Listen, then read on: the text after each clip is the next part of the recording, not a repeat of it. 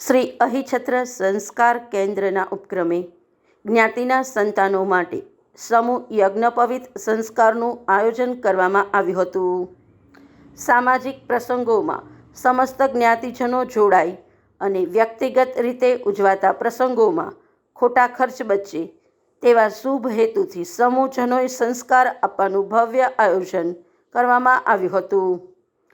સમૂહ યજ્ઞોપવિતમાં 10 પરિવારો જોડાઈને તેમના સંતાનોને જનોઈ સંસ્કાર અપાવ્યા હતા.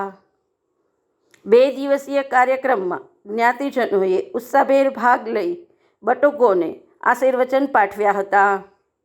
આચાર્યશ્રીએ શાસ્ત્રોક્ત વિધિ અનુસાર યજ્ઞોપવિતની વિધિ કરાવી હતી. કાર્યક્રમ અંગેની માહિતી અહિછત્ર સંસ્કાર કેન્દ્રના પ્રમુખ શ્રીમતી જાનકીબેન પંડ્યાએ આપી હતી. Okay, start. અહિછત્ર સંસ્કાર કેન્દ્ર પ્રશ્નોરા નાગર જ્ઞાતિ આજે 2023માં અમે સમૂહ યજ્ઞોપવિતનો કાર્યક્રમ કર્યો હતો. આ અમારું બીજું આયોજન છે અને 10 બટુકો નોંધાયા છે. લગભગ 700થી 800 માણસો અહીંયા ઉપસ્થિત છે, જ્ઞાતિજનો, એકબીજાના સગાવાલા અને બટુકનો પરિવાર.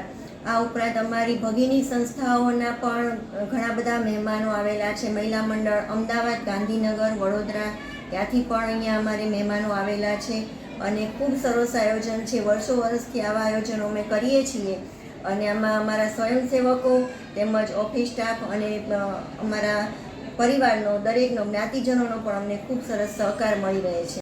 હેતુ એટલો છે કે અત્યારે બંને પતિ પત્ની નોકરી કરતા હોય અને આયોજનમાં ઘણું બધું આપણે કરવું પડતું હોય છે. એમાં પહોંચી ન શકાય, માણસો ઓછા હોય, બધી વ્યવસ્થામાં તકલીફ પડે.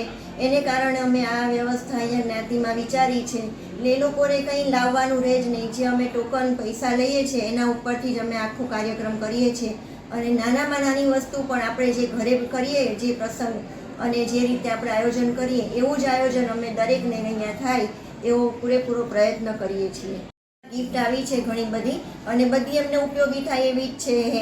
એક હેન્ડબેગ છે, ફોલ્ડર ફાઇલ છે, વોટર બોટલ છે, કેશ પણ ઘણી બધી છે. એટલે બટુકો આજે 10થી 12 પ્રકારની ગિફ્ટ લઈને અહીંથી જવાના છે. આ ઉપરાંત અમારા ડોનરો જેમણે આ કાર્યક્રમના અમને ખૂબ જ સહકાર આપ્યો તેમનો પણ અત્રેથી અમે અહીંયા આભાર વ્યક્ત કરીએ છીએ.